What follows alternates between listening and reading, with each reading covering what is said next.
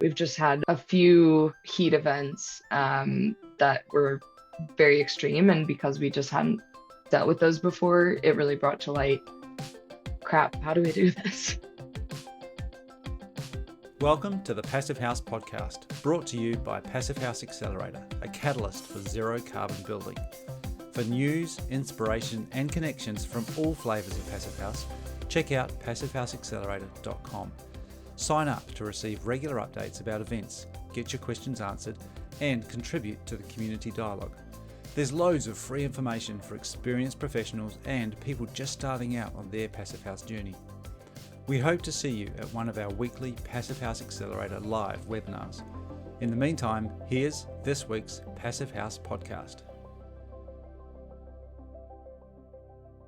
Welcome to the Passive House podcast. I'm Mary James, and I'm here today with co-host Jay Fox. Hi, Jay. How you doing? Hi, Mary. How are you? How's the West Coast? It's definitely feeling like early fall here, but it's fine. Everything's great, but unfortunately, the other West Coaster, who's usually helping produce the Passive House podcast, Zach Semke, is unable to join us today, and neither is Matthew Cutler-Welsh, our regular Passive House podcast co-host. So it's just the two of us today. This is fun. This is a unique one. So our sponsor of the week is Icon Windows, and we have some other people to thank as well. Jay? Indeed, we do. We have our stakeholder partner, NYSERDA, that's the New York State Energy Research and Development Authority. Our founding sponsors, 475 High Performance Building Supply, Ingui Architecture, Partel, Rockwool North America, and Zola Windows. We also have our champion sponsors. That includes Buiso, Cascadia Windows and Doors, European Architectural Supply, Facro, Icon Windows and Doors, Intelligent Membranes, LG Air Conditioning Technologies, and Source 2050. Great. Well, we have a great interview that the two of us did together with Greta Tjeltveit. Yes. From building science consultant at 4EA Building Science, and until recently, board president of Passive House Northwest. So let's just jump right into that.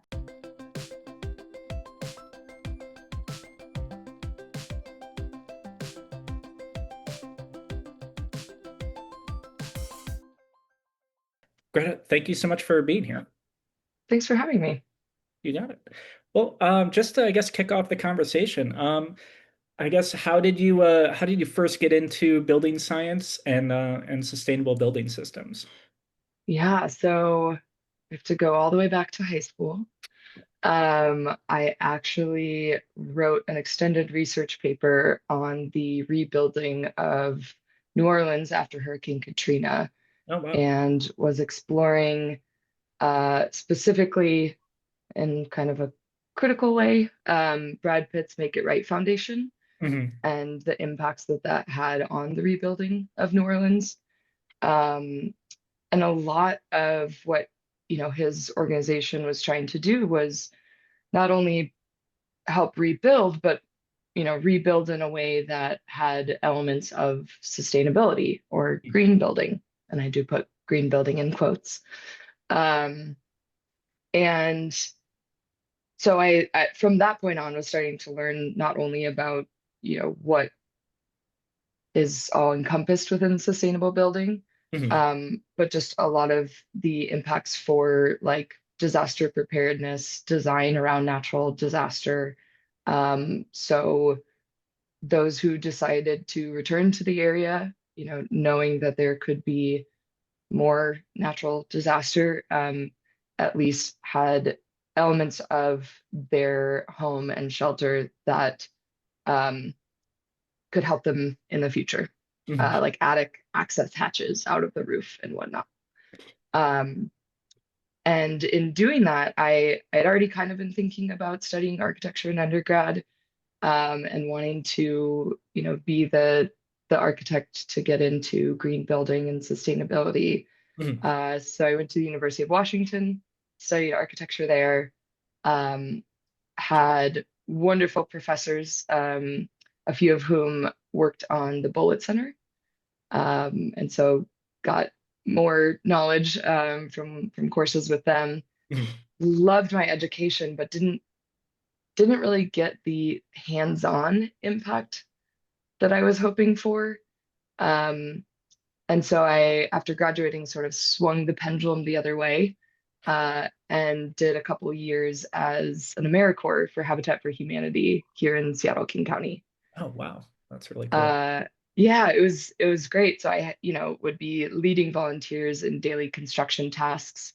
Mhm. Um, and through that and working with my manager, then helped on some of the like sustainable certification requirements that Habitat had from the GC side.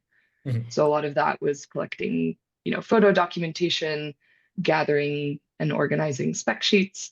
um, I hope that many contractors who have also gone through this are smiling, and it is a lot of paperwork.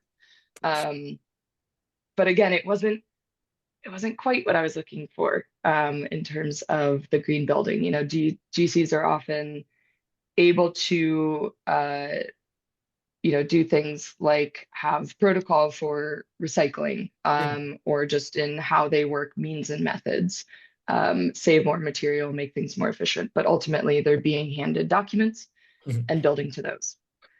Um, and one of my managers from there actually had a blower door set. And so she trained me to do some blower door testing. So I got to learn about that. And then a colleague, and near and dear friend who's still in the industry, um, had left Habitat and found this company that did like green building certification, like third party verifier work for a few regional and national certification programs. Uh-huh. And she said, you should come over here when you're done at Habitat. You would really like this. And she was right. Yeah. And so I got into energy modeling, and third-party verification for a number of different, again, regional and national certification programs, going out to sites to look at the project throughout construction to kind of confirm they were doing everything they said they were doing on the checklists, and also more blower door testing. Yeah. Um, All right. lots and lots of that at a smaller scale. This was small residential, single family and townhouse projects, as well as some smaller apartment buildings. Okay. Um, and through that and my exposure to a variety of certification programs, I found Passive House, which was to me the coolest certification program out there. It was the level of nerdiness that I had been looking for, and started to get more and more involved with those doing Passive House, and eventually became a FIAS rater and verifier, working on some of the first apartment buildings, like multifamily apartment buildings, to be certified in Washington State, as well as a number of single family homes. And you know, at a certain point, there's only so many projects that were getting certified or needing a rater verifier.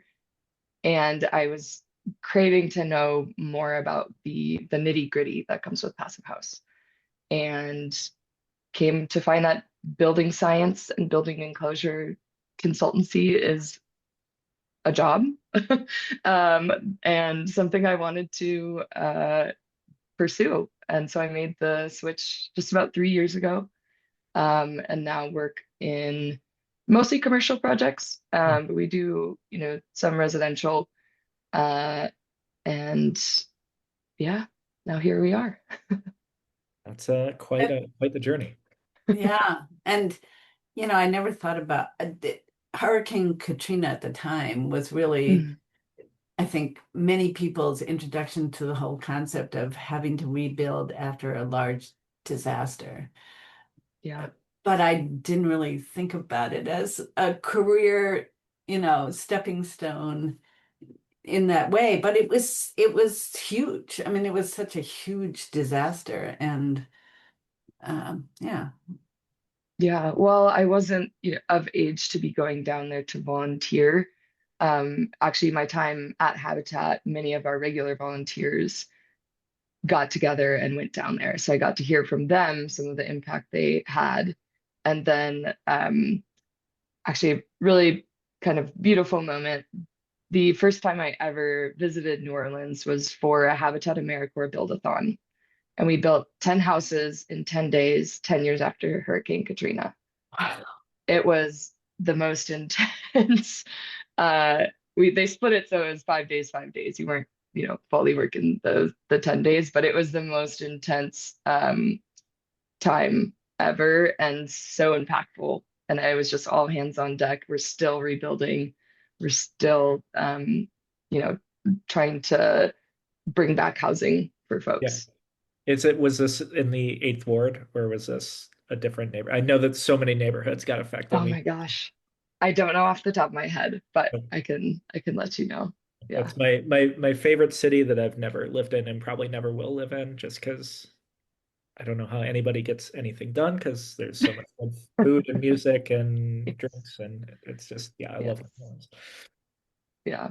And then I actually got to visit New Orleans again a handful of years later. I was doing a um, bike trip across the country with an organization that sadly didn't quite make it through COVID, called Bike and Build, which was an organization dedicated to um, getting young adults involved in volunteer work, specifically through the lens of affordable housing.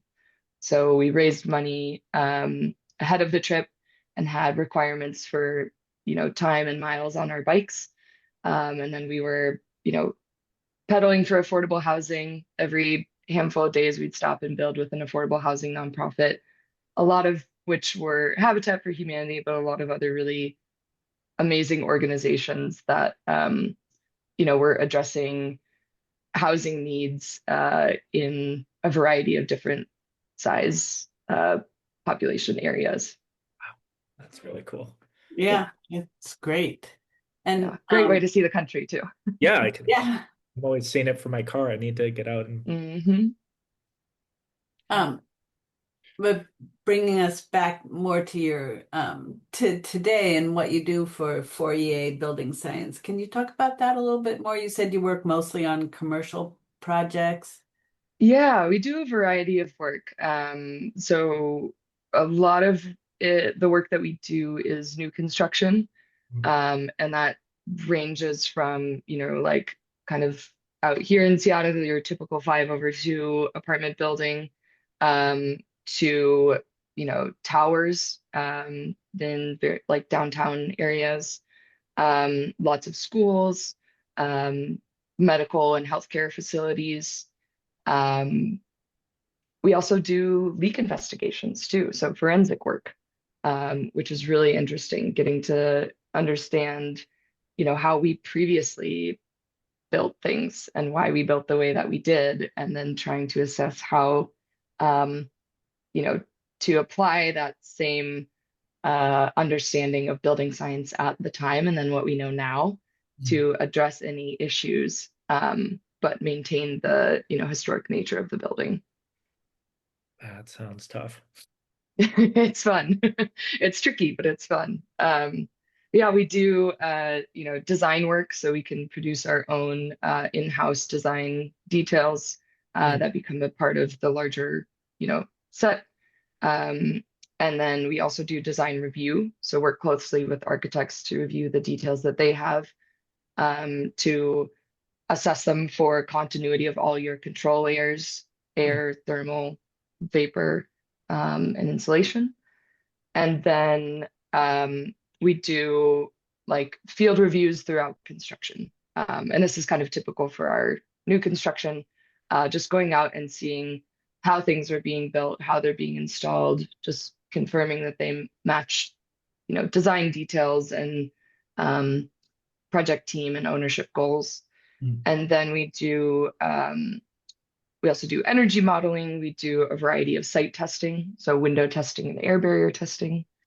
Um, and I'm sure there are more services, but those are kind of the ones that I'm personally the most familiar with. Yeah. But it's never dull, I'll say that. And I mean, do you get to travel? I mean, obviously you're based in Seattle, but are you kind of going into British Columbia or, as far south as California, or are you mostly just like Washington and Oregon? Yeah, great question. We have three offices. So our biggest is here in Seattle. And then we have a Vancouver, BC office and Oakland, California as well. So up and down the West Coast. But we've had projects elsewhere in the country and other parts of Canada as well. So yeah, wide impact. I've been uh, traveled to Portland a couple times just for some of my projects and different site assessment work, and have been going to the across the mountains to the east side of the state as well. By any chance, when you say you went to Portland, have you worked with Walsh Construction much? Yes, yes, yeah. We do a lot of work with Walsh, and I actually um, worked with them at my previous company when I was doing green building certification for a FIAS project, Hobson Place South, which Yep. Sharon Libby and I did a presentation at for PHA a while ago. Oh, there we go. Okay. Yeah. And well, that was going to be my question. Of the projects that you're working on currently or in the last couple of years, how many of those are passive house? And just generally, how are you feeling about the state of passive house in the Northwest? Loaded question, not the second one. First one, there's only a handful um, that we're working on. We have one that's just started construction, a few others that are kind of getting through some of early design. And then state of passive house in the region. I mean, our climate here is relatively mild. And in many ways, when you're looking at just general like passive building principles, um, it seems pretty like easy to do some of it here, especially with Washington State's energy code requirements. We are the way our energy code is structured, it's sort of a point-based or credit-based system. So depending on kind of the size and type of project you're building, there are certain requirements for your enclosure, for the efficiency of your systems, for photovoltaic systems that align with passive house. And so sometimes to get to that extra level, whether you're deciding to pursue certification or not, it's really not too far off from what's already being required by energy code. Well, that's excellent news. I mean, that Yes. means just a little extra step. But yeah, are there any other policy issues that so I guess moving into passive house Northwest, are you pushing any policy issues, trying to advance code in any specific ways? I know that there's at least one person trying to kind of eliminate gas stoves, who's very adamant about that. I forget his name, but yeah, is there anything you guys are championing as an organization? Yeah. So kind of a little bit of historical context for Passive House Northwest. I've been board president for a couple years now. I think a few presidents ago, there was a bit more policy and advocacy work, and Passive House Northwest, along with AIA Seattle and the Northwest Eco Building Guild, worked to basically get this other sort of separate entity and group together called Shift Zero, that's focused around net zero energy and carbon buildings in our region. So they have kind of become the policy branch for us, and so a lot of my work and our team's work on the board is really promoting what they do because they are incredible. They've got a wonderful team. If you ever get the chance to talk to Rachel Kohler, highly recommend it. She's so knowledgeable and has a way of just rallying various stakeholders, community members to jump in on like law session, just fully get in there and make your voice heard on behalf of the organization and mission at large. So I think there's been a lot of movement, kind of to your point, Jay, to push for electrification in an attempt to meet some of our decarbonization goals.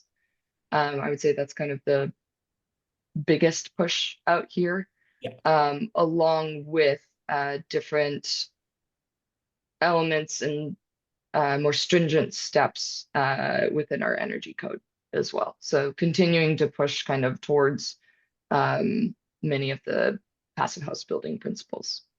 Cool. Yeah.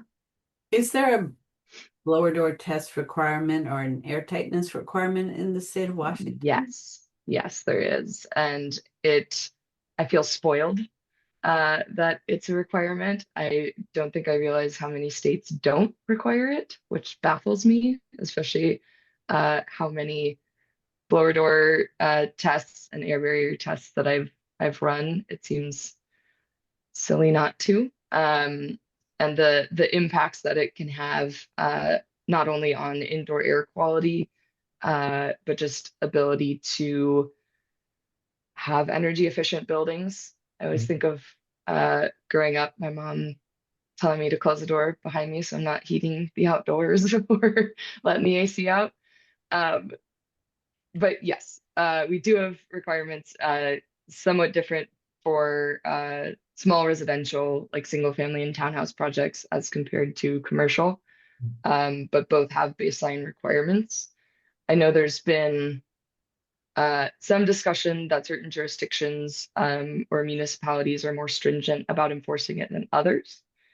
But overall, yes, the state does have requirements that are set, and oftentimes with each energy code update, they are getting tighter.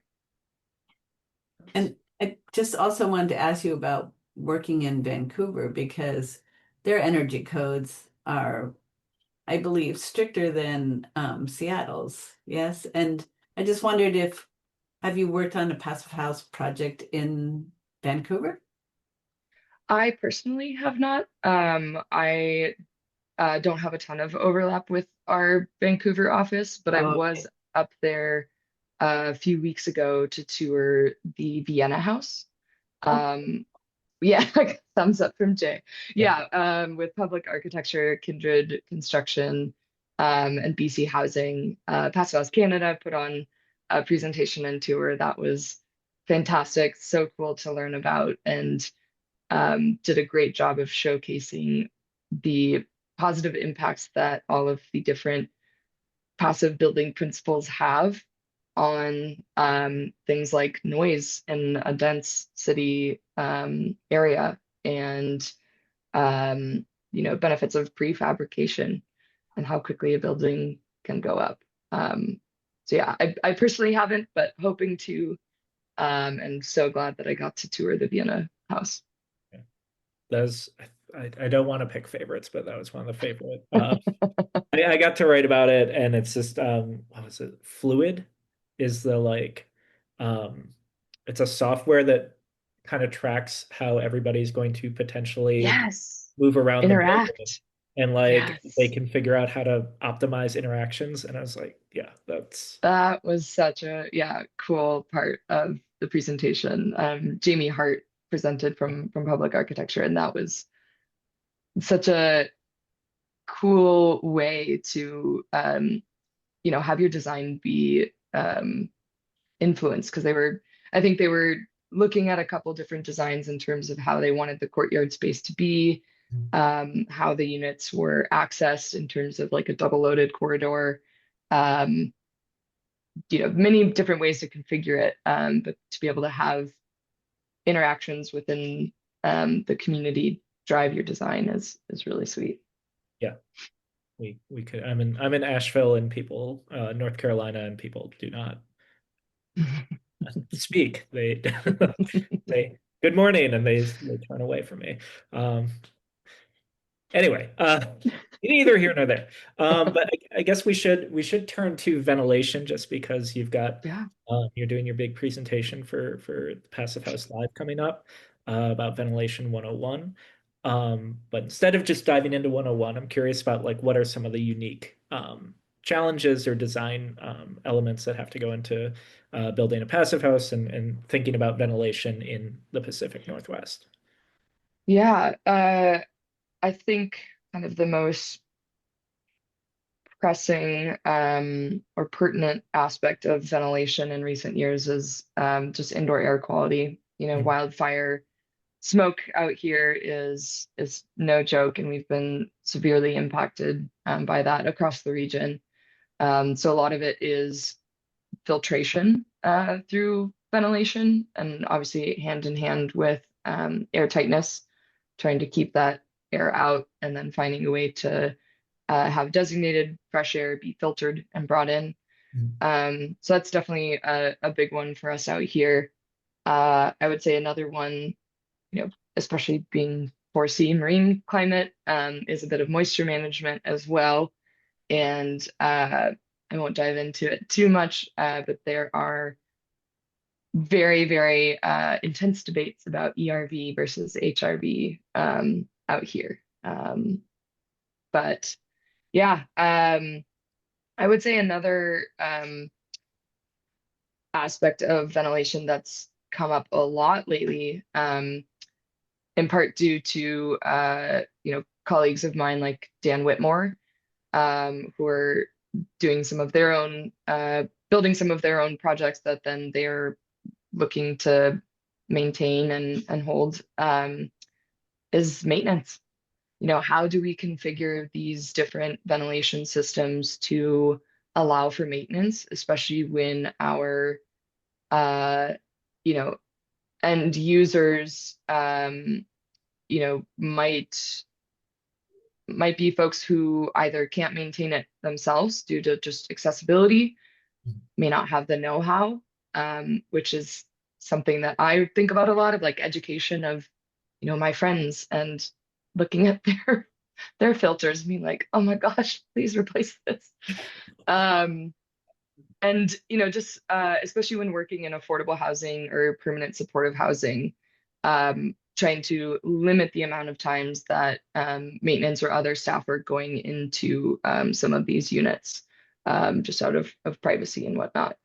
So looking at the pros and cons of centralized systems, how those are accessed, maybe versus like zonal systems that service either multiple units on a floor, Mhm. a stack of units on sort of a wing of a building, um, and just the impacts of those in terms of delivering the airflow needed for fresh air, ventilation requirements for passive house and code. And then, looking at some of those pros and cons as well for like unit by unit systems. Mhm. It's more penetrations through your enclosure, um, but less ductwork, which can be very beneficial. There's often challenges that come up with things like fire smoke dampers, just a lot of things related to fire code that folks have to consider with larger centralized or zonal systems. Smell is another one folks don't think about. Shared ducting. You can, sometimes get wafts from whatever your neighbor's cooking. Noise is another one. So all things to consider in design. Obviously, in single family homes, it's a lot easier to do this, where you have a pre-filtration box that only gets turned on or hooked up during smoke events. But Mhm. in multifamily or even I imagine in commercial buildings. I don't know whether that's as much of a concern for commercial buildings. Is that a strategy that's being brought into play with the projects you work on? I personally haven't seen it, not to say that it's not being done. Um, I do know that in terms of getting back to maintenance, oftentimes, come smoke season, wildfire season, when it's going to be an issue, then folks might swap for like a HEPA filter, a different MERV rating. So maybe through the rest of the year, they can get away with a different filter, but then, come smoke season, they're upgrading it at that time. I think, and again, I'll admit limited knowledge about this, but my understanding is that with some of those filters that can basically filter out some of those smoke particulates, um, they're just a bit, I think, denser is maybe not the right way to say it, but they're going to make it so that the motor for the ventilation system has to work harder to pull that air in. Yeah. And so you don't want that to be going on throughout the whole year and burn out your motor faster. So sort of finding ways to almost future-proof your design out here to accommodate that, HEPA filter that'll go in during smoke season and have a system that can run with that for an allotted period of time is something that, folks should be considering out here. Right. I mean, we've covered on the accelerator pre-filter boxes that have their own booster fan so that you can supply extra power to get that airflow extra moving. Yeah. But I was just wondering if this was showing up in commercial buildings, but it sounds like not so much. I personally haven't seen it. Again, not to say it's not happening, but now you've got me curious and I'll start looking for it. Yeah, I will say, so much of my, exposure and experience with ventilation has been from passive house. So not only am I very spoiled to see those systems, but in our, my day-to-day work doing building enclosure consultancy, we're not necessarily looking at those systems. So it's just specific to when we're working on FIAS or passive house projects. With your experience of like looking at kind of older buildings, is there a way that things were done for passive house buildings in the past that now people look at it and say, oh my God, please don't do that? That you can share with our listeners so that they don't make that mistake in a similar climate? Along the lines of ventilation, and I'll touch on this on my presentation as well, is designers and architects to consider the space needed for mechanical systems within their design. Don't shove the ventilation in some small closet and expect it to all be okay and work out and have perfect, ducting and whatnot. Many of the mechanical installers are incredible and work with what they have and do a great job at that. But giving them the space to install a system that'll work efficiently is a huge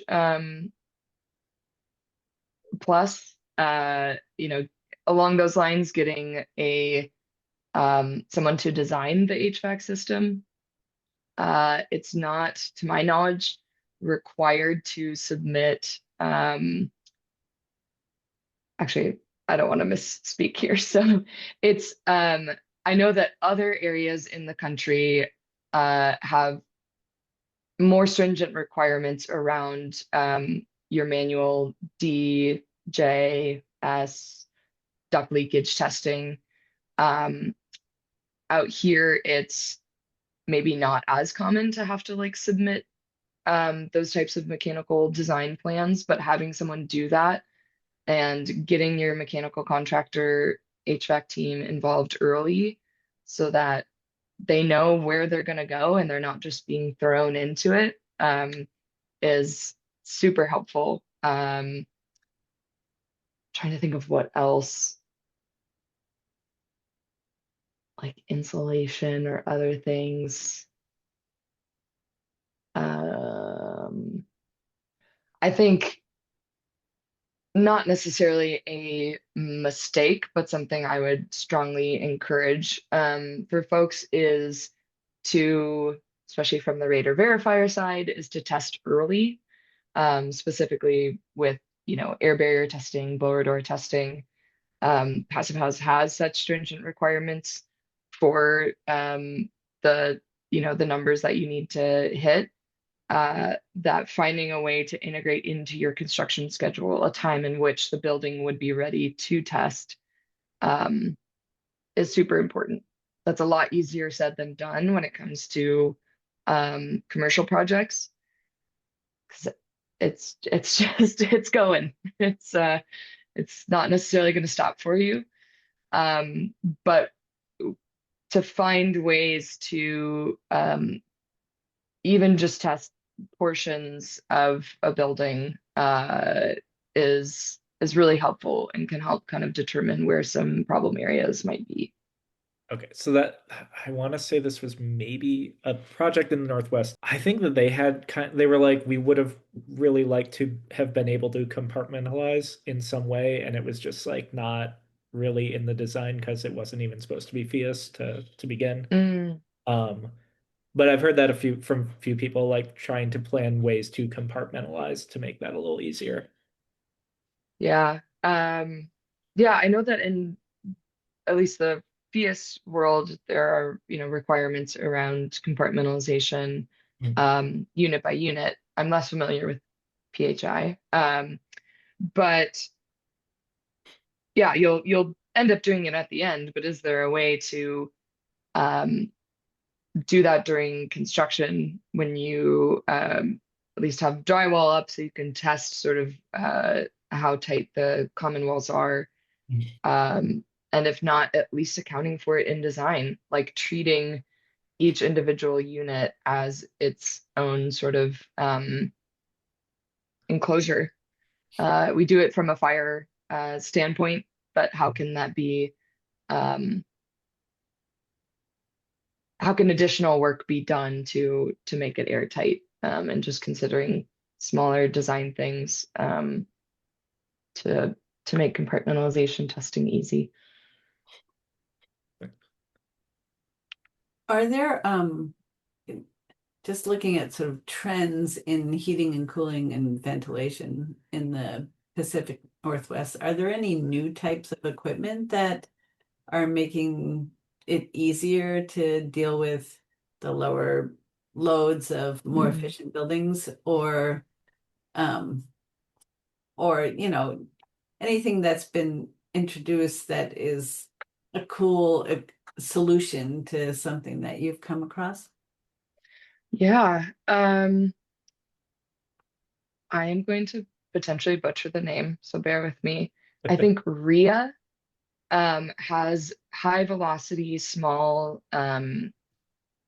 ducting that's borderline tubing, not too different than Zender's proprietary tubing that they've sort of plug and play for their systems. And it's with, again, RIA, I think that's how it's pronounced. They, being that it's a smaller tubing, it can more easily fit within your interior framing. So when you think of a ducted system, especially in speaking to the small residential side of things, when you're trying to maximize floor area and fit on a tight city lot, there's only so much room you're going to have between floors to be able to run ductwork. And that's why a lot of times we're using ductless mini splits out here. So having a solution that accommodates some of the restraints of designing in a dense urban area is really great. Um, I've had a couple of projects that have also, rather than having designated cooling system, they have integrated within their balanced ventilation system a way to precondition the air during the summer. So having like a chill trick system that introduces some cooler air just to kind of bring the baseline temperature of the fresh air being delivered to be a bit lower, um, all in an effort to reduce the need for air conditioning. So that was, I think, a really great solution. Or even um, along those lines, a project used that for a stack of units. Their building was kind of like a U shape. And so for some of their south-facing units, they used that. And then on the west side, where it was going to get the most sun, they had ductless mini splits. The east side didn't have to have either, because the modeling showed that they were going to be cooler. So sort of customizable design in that way, just based on unit location. I thought was really interesting. Yeah, that makes me think there's is it Tomo House in Vancouver. Um yeah, they didn't there was like one, I think one unit that needed AC, so they just had like a portable AC that like hung out in a utility closet and like had to wheel out, but otherwise they could figure out different ways to kind of individualize every unit. Our climate didn't used to be one that needed AC. So I think it's something that a lot of folks are just sort of diving into and learning about, but finding ways to um, do it in a way that isn't too aggressive in terms of like oversizing and whatnot, and finding ways to um, yeah, make it work for the building type and the units that are being built as well to And maintain comfort. I don't spend enough time in the Northwest, so I don't know if this works, but like if does it get cool enough at night that like a night flushing strategy could work, or is that Yeah, it's too yeah. hot in the summer, or is that still like it stays constantly kind of warm in the evening? We do get a break in the evening, which is nice. So having the ability to have, operable windows, or in the event that maybe it has gotten cooler, but the air quality is still poor, having balanced ventilation systems that can essentially, um, if it's, too warm and the air quality is poor, sort of get to a point where they can recirc and close off their intake for a little bit, just to sort of maintain the temperature um, indoors is also important and to consider in design. Um, but yeah, it's usually not too bad. We've just had a few heat events that were very extreme, and because we just hadn't dealt with those before, it really brought to light, crap, how do we do this? Yeah. And how is just I know Minnesota had kind of a rough year, and Michigan did as well for smoke events, but how was the Pacific Northwest this year? Um, it's tough when my first thought is, well, it's not as bad as previous years. Yeah. Previous years were pretty bad, and before that, kind of non-existent. So, relative to past years, not as bad, but still um, not great. We've, at least to my knowledge, the wildfires we've had have been in locations that were sort of less common. Like there's some areas where we kind of expect there to be fires just based on how dry it is in Eastern Washington. But having some in Western Washington, there's one on Vancouver Island, just north of us, and seeing how the even just the wind at that time can affect the air quality too. The difference between it blowing from east to west versus west to east has, yeah, a huge impact. And seeing the sky just sort of gray, but not in the Seattle overcast way, is very eerie. If it's going to be, you know, gray out, I want to be able to breathe and get some moisture and enjoy all the greenery. Um, and if it's going to be sunny and supposedly clear, I want to see the mountains. And smoke doesn't let me do that for the little bit of nice sunny weather we have throughout the year. I was there in April, I guess it was, early May, and to imagine it like smoky and dry, and it's like unfathomable to me. Yeah, to uh, having heard stories of friends and colleagues who have like ash on their car, um, just almost like tasting it in the air, is pretty gross. And again, our region hasn't necessarily always had the need for balanced ventilation because we can open up windows. It's pretty mild temperature. Mhm.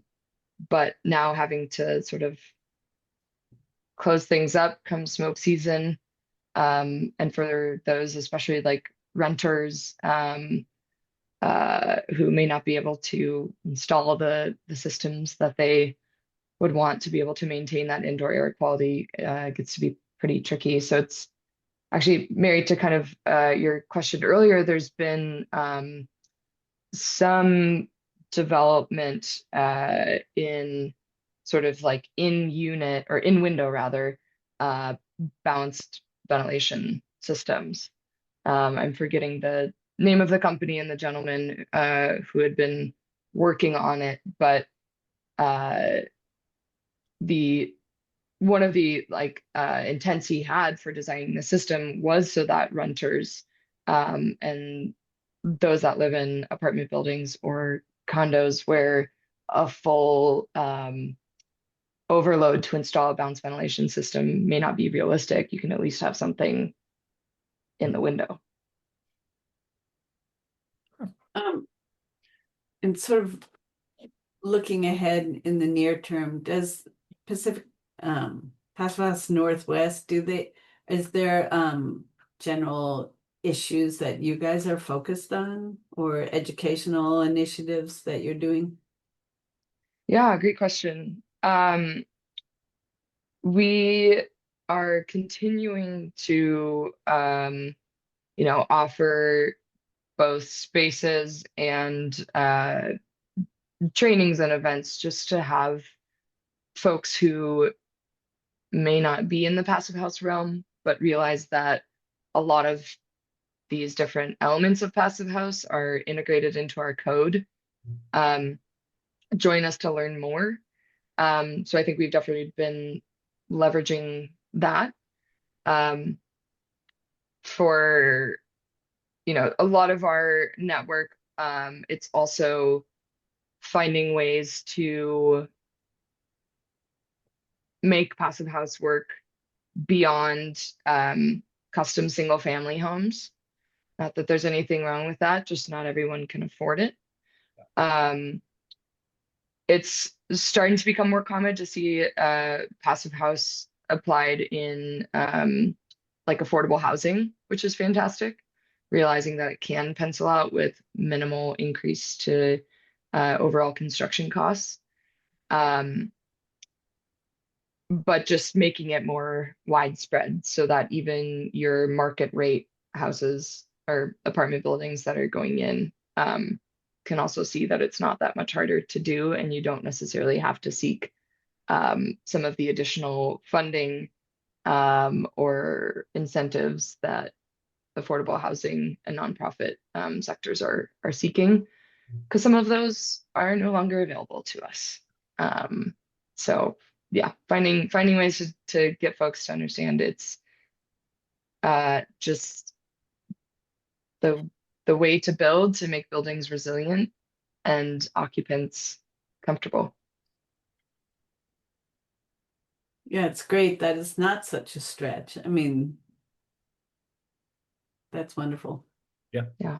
And it's, I mean, just again, going back to Michigan and then entirely Massachusetts, people in Michigan who have never, it's not really come to the market yet there. And the premium is more than I want to say in a public forum.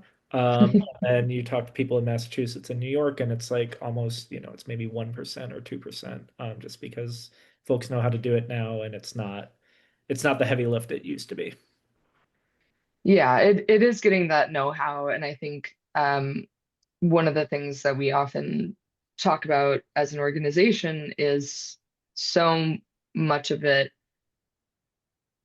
or people's hesitancy to, maybe want to know more about Passive House is just that it's unknown, that they may not know kind of like the distilled basic concepts of what passive building principles are.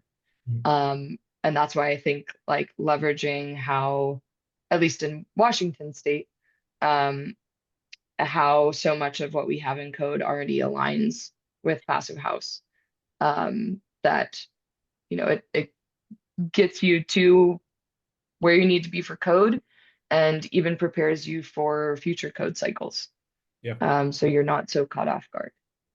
Um, yeah. Right. Well, Right, that's great. Why not be prepared and figure it out now so that you won't be caught off guard? Exactly. Yeah. Great point. Well, thank you so much for joining us. I really Yeah. appreciate Thanks for it. having me.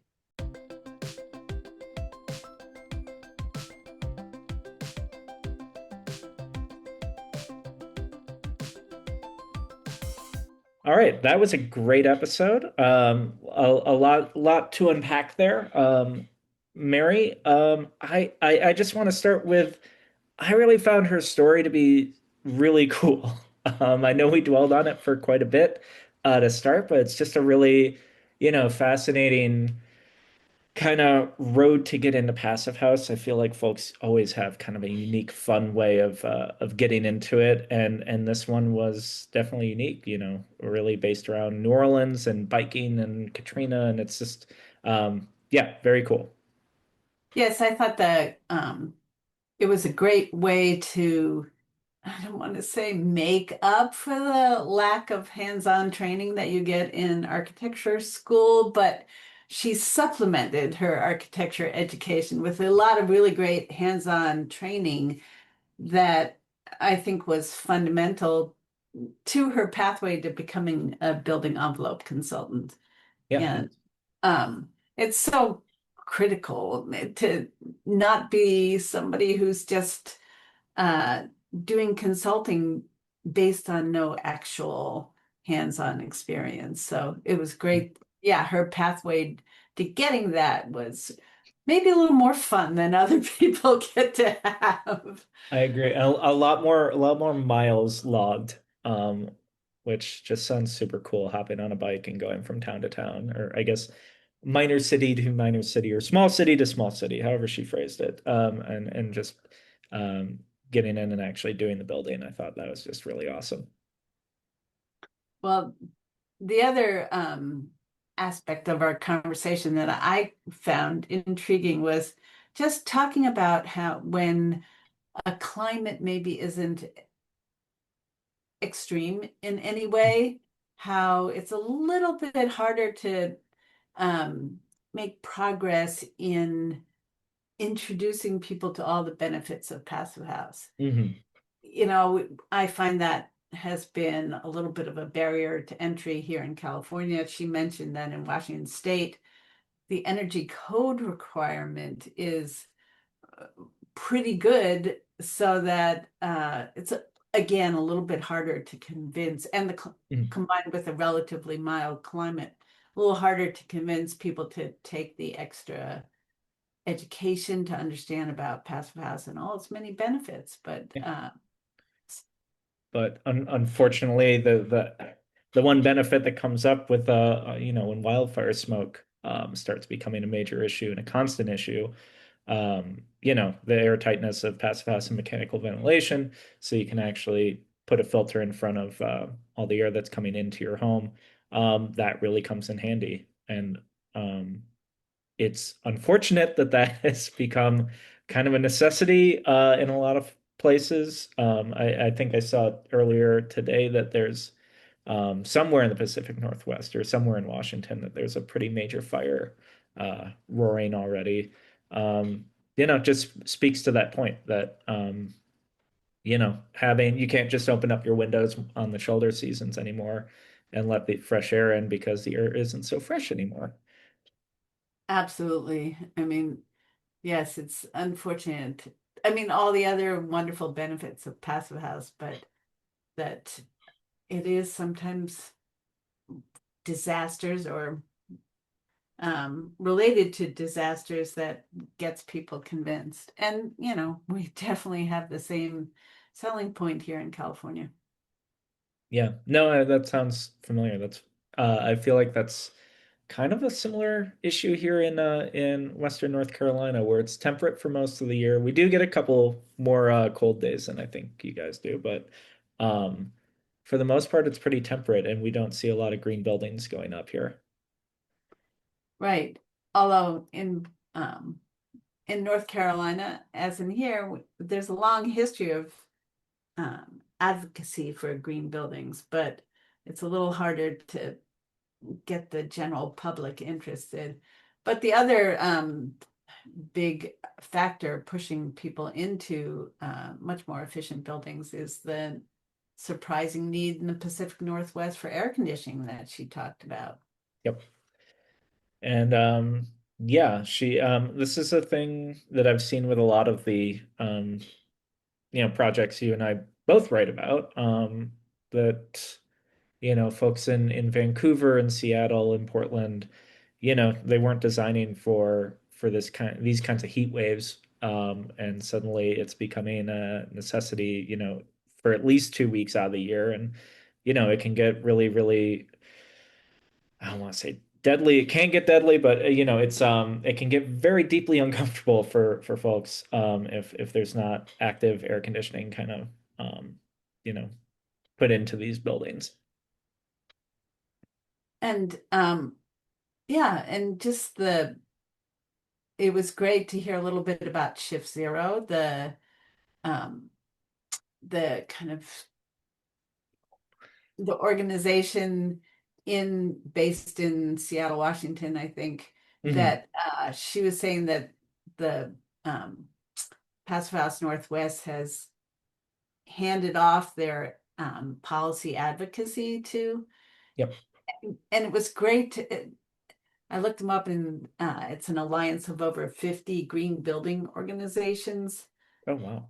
which is great. I mean, I feel like Philadelphia with Green Building United has been a shining example of that approach, how effective that can be. Mhm. And yeah, it was so lovely to hear of shining examples. I think we need that nowadays more than ever. I couldn't agree more. And I was just in New York for Climate Week and saw a lot of folks getting together and really tons of panels and different discussions. But there's actual movement going on in New York, obviously with local law 97. But yeah, so it's good to know that it's not just in places like Philly and Boston and New York. It's also in the Pacific Northwest that people are really advocating for this kind of better building and better indoor air quality too as a result. Yeah, well, it was really a great conversation, and and there are other opportunities to get to hear more from Greta coming up. That is true. We've got well, she's going to be speaking tomorrow. That's going to be October 1st. She'll be at our 101 session about balanced ventilation at noon Eastern. That of course is Passive House Accelerator live event. Um, Go to our site to register today. And she'll also be on the Reimagined Buildings Collective this Friday, October 3rd at noon Eastern for an Ask Me Anything. So if you're a member, you can go on and you can meet Greta there and have a nice conversation, ask her any follow-up questions you may have. Finally, we've got huge news. The Big Component Spotlight, Thursday, October 2nd. Also noon Eastern. We really like noon Eastern. We're going to have Nick Conklin and Voya Milasinovic of LG. Their presentation, Choose Your Own Hydronic Adventure, Monoblock Air-to-Water Heat Pumps and Heat Pump Water Heaters, will explore how LG's products are meeting the needs of high performance and passive house projects and where these technologies are going to be heading next. Very fun stuff. Yeah, that sounds really great. Well, thanks so much for joining us, and see you next week on the Passive House Podcast.